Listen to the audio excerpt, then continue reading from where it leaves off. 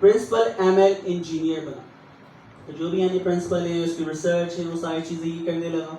Software engineer से इसकी transformation start हुई मशीन लर्निंग की तरफ। फिर मशीन लर्निंग एप्लीकेशन का पूरा पूरा आर्किटेक्चर की जिम्मेदारी इसको दे दी गई। फिर उसके बाद मैनेजर इसको बना दिया मॉडल वैलिडेशन AI&M। अब ये मैनेजर था, क्या ये तुम्हें मैनेज करनी चीज़ है। जब इसने चीज़ें डिलीवर की होंगी, ये सारी चीज़ें आप पढ़ लेंगे, ये स्किल्स इस्तेमाल करते हुए इसने काम किया। फिर उसके बाद ये डायरेक्टर बन गया। भाई तुम डायरेक्टर हो, सारी डायरेक्शन तुम्हें ही देगी, अब सारी जिम्मेदारी आपकी। तो मीन्स इसकी जर्नी सॉफ्टवेयर इंजीनियर से स्टार्ट हुई और अभी ये डायरेक्टर बना हुआ है। अब आगे देखिए क्या बनता है। क्या चीज़ कुछ कहना चाह रहा है कोई?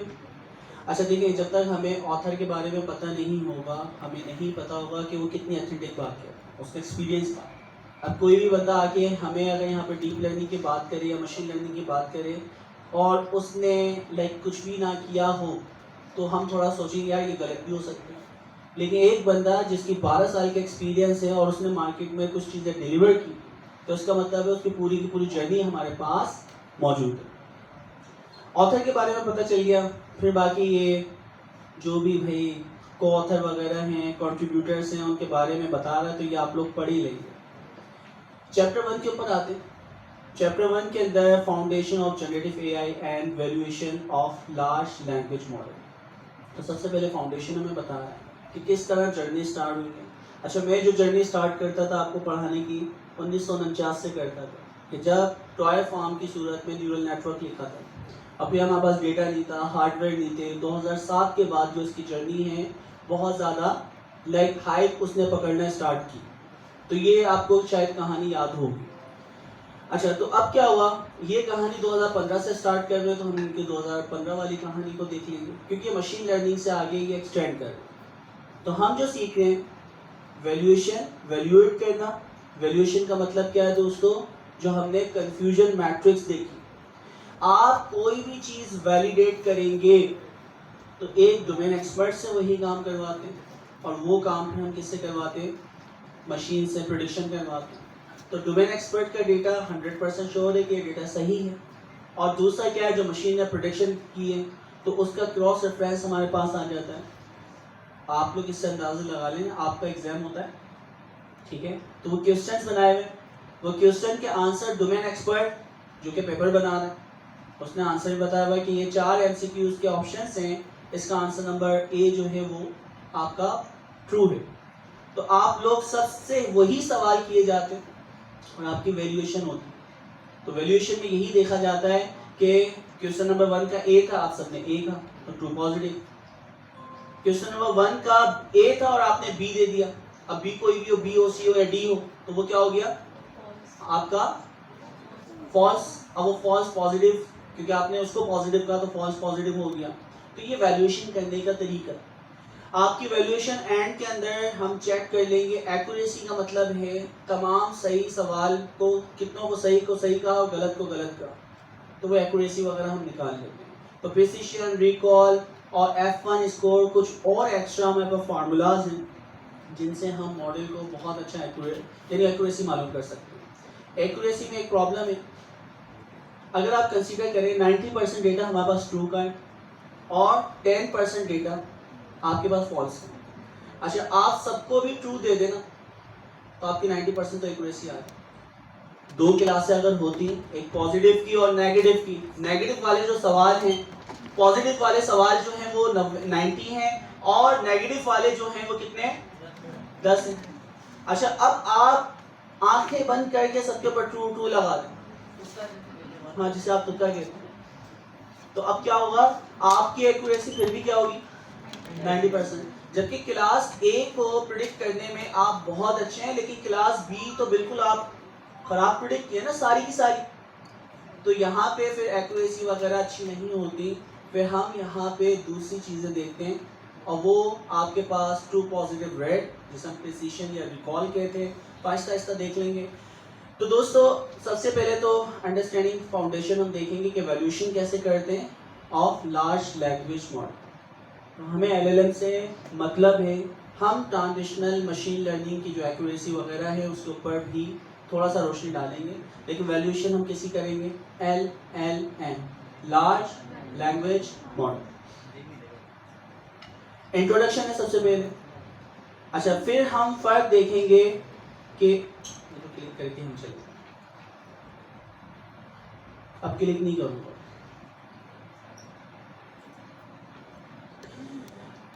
ओके दोस्तों, तो सबसे पहले हम जनरेटिव एआई का इंट्रोडक्शन देखेंगे कि जनरेटिव एआई है क्या। फिर हम देखेंगे जनरेटिव एआई और अदर मशीन लर्निंग के जो एल्गोरिथम हैं उनको हम डिस्कस करेंगे और उनकी क्या क्या अप्रोचेस होती हैं। अच्छा, हमारे पास कुछ मिसकॉन्सेप्ट हम लोग कर रहे होते हैं और वो मिसकॉन्सेप्ट क्या है? डिस्क्रिमिनेटिव।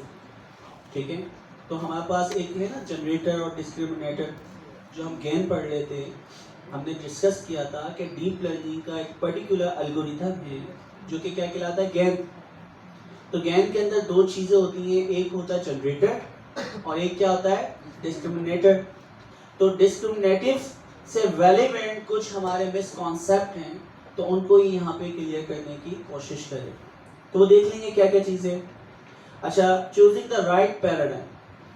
तो हम राइट पैराडाइम की तरफ कैसे जाएंगे? वो सारी चीज़ें कि मशीन लर्निंग करनी है, डीप लर्निंग करनी है, या आपको शैलो आपकी सिंबॉलिक एआई पे काम करना है।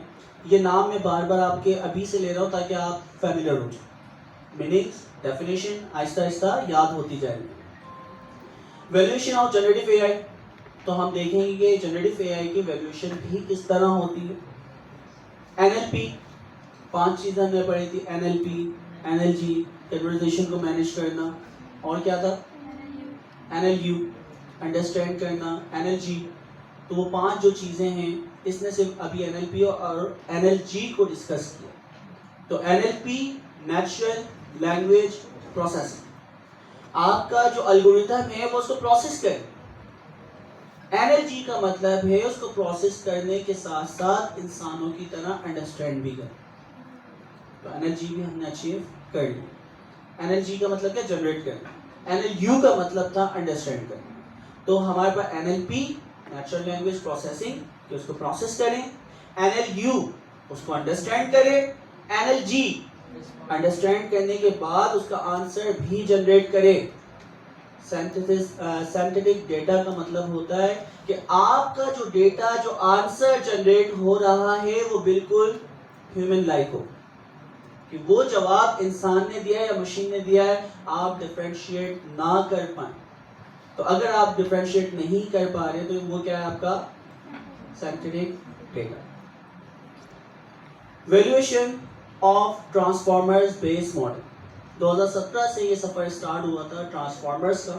तो ट्रांसफॉर्मर्स आने के बाद इसके अंदर सिर्फ और सिर्फ एक यानी इम्पॉर्टेंट चीज़ थी, सेल्फ अटेंशन। मैंने लास्ट टाइम भी बताया था सेल्फ अटेंशन क्या होता है।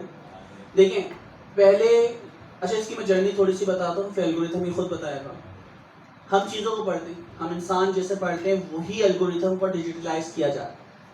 सबसे पहले आर्टिफिशियल इंटेलिजेंस, मशीन लर्निंग या डीप लर्निंग की मैं बात करता हूँ न्यूरल नेटवर्क में। तो न्यूरल नेटवर्क से आपके पास था ANN, आर्टिफिशियल न्यूरल नेटवर्क।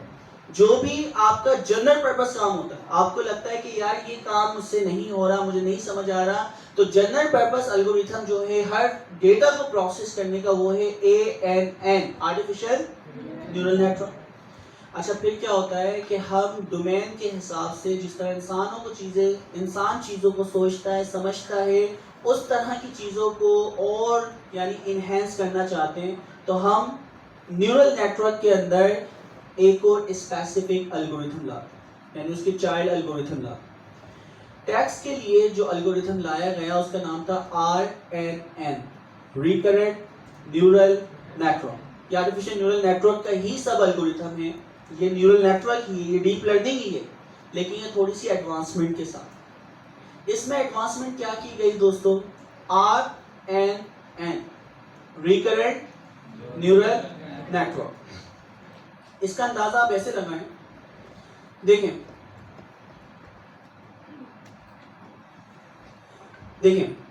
मैं कोई भी चीज पढ़ना स्टार्ट करता हूं, RNN, रिकरेंट न्यूरल नेटवर्क, उसको कैसे पढ़ते हैं? आप लोग किस तरह पढ़ते हैं?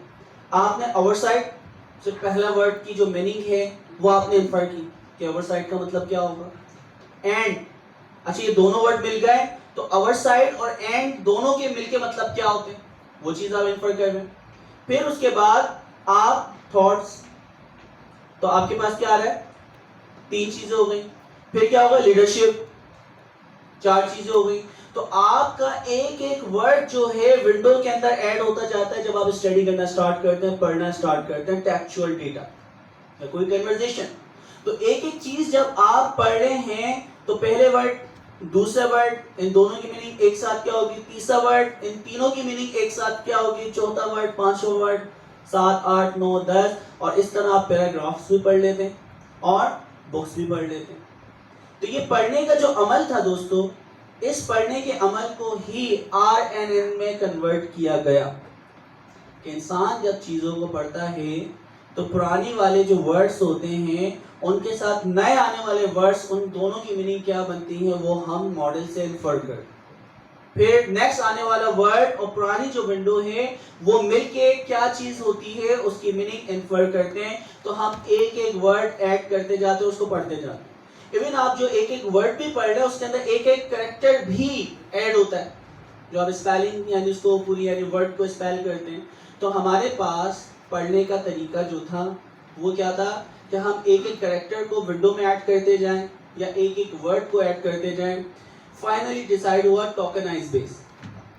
टोकन क्या होते हैं कि आपकी पर्टिकुलर बाउंड्रीज बना दी गई हर एक वर्ड की। अच्छा वो वर्ड वाइज भी हो सकते हैं, वो पूरे के पूरे 10 वर्ड के ऊपर भी एक टोकन हो सकता है, और हो सकता है कि एक वर्ड के 3 हिस्से किए हो। हमने टोकनाइज देखा था ना, एक दफा दिखा भी दूं।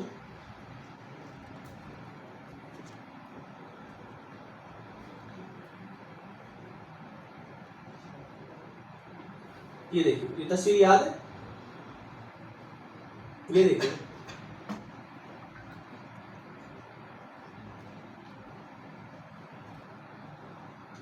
देखिए many words map to one token, comma भी एक टोकन है, बट सम डोंट, आप देखें डोंट हम मिला के लिखते थे, तो DON और एस्ट्रॉबी और T ये अलग है, तो ये 2 टोकन हो गए। जबकि हम डोंट को एक वर्ड समझते थे तो वो डोंट को उसने 2 टोकन बना दिया। इसी तरह आप देख रहे हैं इंडिविजिबल, तो इंडिविजिबल को IND एक टोकन, IV एक टोकन, और इसी तरह इजिबल, तो 3 टोकन एक वर्ड में 3 उसने कर दिया। तो फाइनल जो डिसाइड हुआ वो टोकन बेस्ड हुआ। अच्छा अब ये इसके बहुत सारे तरीके बाद में हम डिस्कस करेंगे, लेकिन आप इस चीज़ को समझ लें कि पढ़ने का जो तरीका था कि हम जो भी चीज़ इन्फर करते थे कि चीज़ पढ़ते हुए तो बैकएंड पे उसके क्या मीनिंग है, वो नॉलेज निकाल के लाने को हम क्या कहते थे, इन्फर, और फिर हम उसको अंडरस्टैंड करते थे क्योंकि लॉजिक उसके साथ जुड़ती जाती थी, कॉन्टेक्स्ट बनता जाता था कि आप चीज़ क्या पढ़, my name is Mohammad Qasim, ठीक है, तो माय, फिर माय के साथ नेम, तो माय और नेम के साथ क्या मीनिंग होते हैं, इज, माय नेम इज के साथ क्या मीनिंग होते हैं, Mohammad, my name is Mohammad के साथ क्या मीनिंग होते हैं, एंड में कासिम।